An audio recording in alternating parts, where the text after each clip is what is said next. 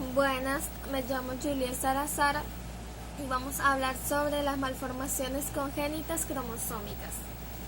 Las anomalías congénitas pueden ocasionar discapacidades crónicas con gran impacto a los afectados, sus familias, los sistemas de salud y la sociedad. Los trastornos congénitos graves más frecuentes son las malformaciones cardíacas, los defectos del tubo neural y el síndrome de Down. Las anomalías congénitas pueden tener un origen genético, infeccioso o ambiental, aunque en la mayoría de los casos resulta difícil identificar su causa. Es posible prevenir algunas anomalías congénitas, por ejemplo, hay medidas de prevención fundamentales como la vacunación, la ingesta suficiente de ácido fólico y yodo mediante el enriquecimiento de alimentos básicos o al suministro de complementos, así como los cuidados prenatales adecuados. Síndrome de Down, ¿qué es?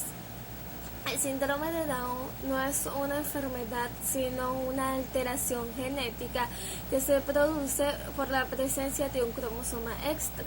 Los cromosomas, con la estructura que contienen el ADN, que es el principal constituyente del material genético de los seres vivos, o una parte de él.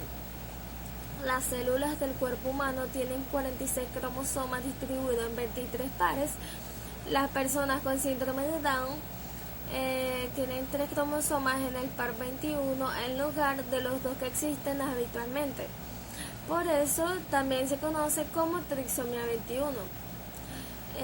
Afecta al desarrollo cerebral y del organismo y es la principal causa de discapacidad intelectual y también la alteración genética humana más común. También pueden ocasionar problemas médicos como trastorno digestivo o enfermedades cardíacas. La causa últimamente se desconoce, es una alteración cromosómica que se produce durante la gestación. El problema concreto surge en la réplica del cromosoma 21 y puede organizarse de la siguiente manera. Trisomía 21, el tipo más común de síndrome de Down, es el denominado trisomía 21. Resulta de un error genético que tiene lugar muy pronto en el proceso de reproducción celular. Translocación cromosómica. La translocación cromosómica ocurre en casos muy raros. Durante el proceso de división celular, un cromosoma 21 se rompe y alguno de esos fragmentos o el cromosoma al completo se une de manera anómala a otra pareja cromosómica, generalmente el 14. Es decir, que además del par cromosómico 21, la pareja 14 tiene una carga genética extra.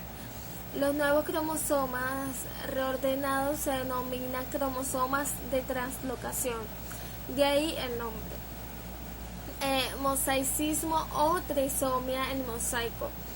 Una vez fecundado el óvulo, en el proceso de división subsiguiente el material genético no se separa correctamente, de modo que una de las células hija tiene 3 cromosomas en su par 21 y la otra solo uno. El resultado será que algunas células serán trisómicas con 3 cromosomas y el resto normal, con 2 cromosomas. Esa mezcla de tipos cromosómicas distintos se conocen como mosaico cromosómico. Sus síntomas. Los efectos que produce esta alteración en cada persona son muy variables. Existen algunas características comunes para los rasgos físicos. Las posibles patologías asociadas y el grado de discapacidad intelectual serán diferentes en cada individuo. El síndrome de Patau, ¿qué es? El síndrome de Patau, también llamado síndrome de Bartoli-Patau o trisomía 13, es una anormalidad cromosómica en la cual el paciente tiene una copia extra de cromosoma 13. La trisomía 13 se caracteriza por presentar múltiples alteraciones graves, tanto anatómicas como funcionales en órganos y sistemas vitales. Es por esta razón que muchos de los niños que nacen con esta patología no sobreviven más allá de los 3 primeros meses de vida, y según la literatura científica alrededor del 80% de los fetos afectados por estos problemas no llegan a término.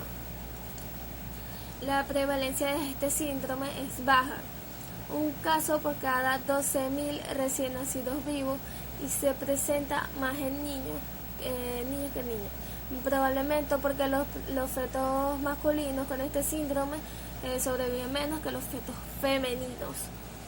¿Cuál es la causa del síndrome de Patau? Como sucede en otros síndromes causados por alteraciones cromosómicas, cuando la célula reproductora, bien sea el óvulo materno o el espermatozoide paterno, se divide, ocurre una migración inadecuada de los cromosomas y se produce una copia extra del cromosoma 13, que bien puede estar presente en todas las células, en cuyo caso se denomina trisomia, o puede estar presente solo en algunas células y en otras no, lo que se llama mosaicismo. Finalmente se puede encontrar solo una parte del cromosoma extra en todas las células, lo que se conoce como trisomia parcial. La edad materna avanzada constituye un factor de riesgo para este síndrome. Por otro lado, hay que tener en cuenta que el síndrome de Patau no se hereda de padre a hijos. Las personas pueden sufrir bajo peso al nacer, cabeza normalmente pequeña, defectos congénitos con órganos intestinales fuera del cuerpo o retrasos del desarrollo. También comunes convulsiones, dedos adicionales de las manos o pies, discapacidad intelectual, episodios de ausencia de respiración. La parte posterior de la piel es convexa, labios leporinos, músculos flácidos, orejas bajas o soplo cardíacos. Síndrome de Edwards. El síndrome de Edwards, también conocido como trisomía 18, es un trastorno genético. Este trastorno afecta el desarrollo normal del niño, ya que el pequeño que lo padece tiene una tercera copia del material del cromosoma 18 en lugar de las 2 copias normales. Este síndrome se presenta en 1 de cada 6.000 nacimientos y es 3 veces más común en niños que en niñas. El síndrome de Edwards se caracteriza por un peso bajo al nacer y ciertos rasgos anormales. Este incluye una cabeza pequeña de forma normal, mandíbula y boca pequeña, puños apretados con los dedos superpuestos y defectos en el corazón. Los pulmones, los riñones y los intestinos y el estómago. Muchos bebés con síndrome de Edwards mueren antes de nacer o en los primeros meses de vida, pero algunos niños viven durante muchos años. La presencia de síndrome de Edwards aumenta el riesgo de ciertos riesgos de cáncer, como el hepatoblastoma, un tipo de cáncer de hígado, y el tumor de Wyme, un tipo de cáncer de riñón. También se llama trisomía 18. Los síntomas que indican que un bebé puede padecer el síndrome de Edwards o trisomía 18 son los siguientes. Puño cerrado. Los niños con síndrome de Edwards adoptan una posición de manos características que reciben el nombre de trisómica. Asimismo, el segundo dedo de la mano suele estar montado sobre el tercero y el quinto dedo sobre el cuarto.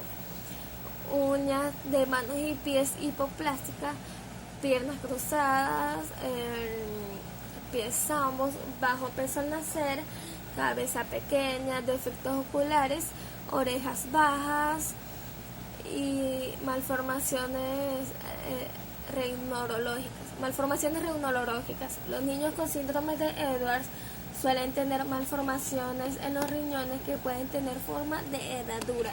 También pueden sufrir ectopía renal, es decir, riñones fuera del lugar habitual, y hidronefrosis o dilatación del sistema colector renal debida a la dificultad de eliminar la orina causada por la existencia de algún obstáculo en el sistema urinario, duplicidad uteral y riñón poliquístico.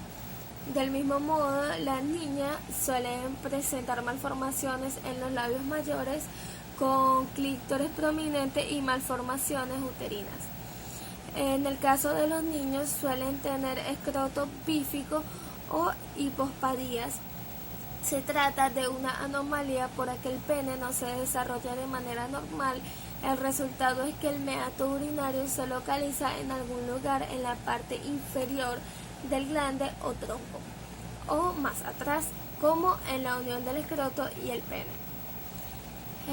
Malformaciones en el sistema cardiovascular y tracto gastrointestinal. Estos niños suelen sufrir de cardiopatía congénitas, que están presentes en el 90% de los casos, así como alteraciones en el tracto intestinal. Por ello pueden presentar divertículos de macro, páncreas ectópicos o fuera de su lugar habitual y fijación incompleta del colon atrasional, es decir, ano imperforado, que se caracteriza porque el recto no está conectado al ano. Retraso mental debido a que el sistema nervioso central de estos niños han sufrido alteraciones. Los pequeños con síndrome de Edwards suelen sufrir hidrocefalia y espina bífica. Síndrome de Cri-du-Chat es un síndrome poco frecuente causado por una deleción autosómica parcial del brazo corto del cromosoma 5. Se caracteriza por llanto en maullido del lactante, anomalías congénitas múltiples, discapacidad intelectual, microcefalia y dismorfia facial. La presencia de un llanto anormal permite sospechar enfermedades como el síndrome de Cri-du-Chat, en el que el paciente, a causa de una hipoplasia de la laringe, tiene un llanto débil de tono agudo, semejante al maullido de un gato, mientras que un llanto difónico puede ser un signo de hipotiroidismo. Causas: llantos de tono alto similar al de un gato. A esto se debe el nombre del síndrome. La cara suele ser redondeada, llena y con frecuencia de fractura, es decir, cara de luna. La boca suele presentar un mohín característico con el paladar elevado y escarpado. Peso bajo al nacer y crecimiento lento. Cabeza lenta, microcefalia, ojos separados y inclinación de los ojos hacia abajo, miopía y atrofia óptica, quijada pequeña, orejas de implantación baja pueden estar malformadas, presencia cutánea justo delante de la oreja. La raíz de la nariz está hundida, dedos de las manos y pies parcialmente unidos por membranas, sindactilia parcial, un solo pliegue en la palma de la mano, retraso mental, etc.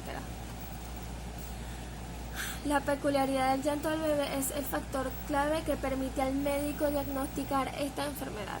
Además, realizará diversos análisis y pruebas de diagnóstico por imagen para conocer el estado general de salud del niño. El síndrome de Wolfram-Jakob. El síndrome de Wolfram-Jakob es un trastorno genético que afecta muchísimas partes del cuerpo. Las señales y los síntomas incluyen una apariencia facial característica, retraso del crecimiento y del desarrollo, discapacidad intelectual, bajo tono muscular, hipotonía y convulsiones.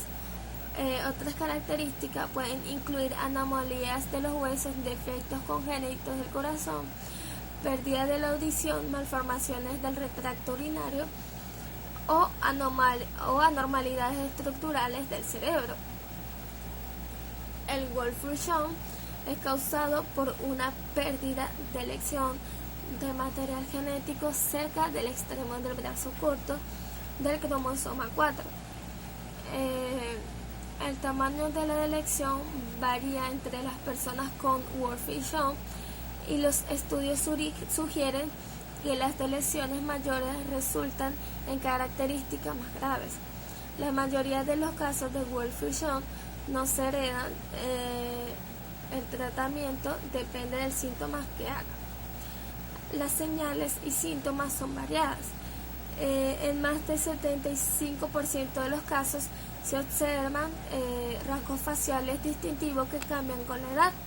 Nariz ancha, en casco de guerrero griego, fuente amplia de la nariz que se continúa con la frente, que se nota desde el nacimiento hasta la infancia y se hace menos notoria en la pubertad. Cabeza muy pequeña, microcefalia, frente alta,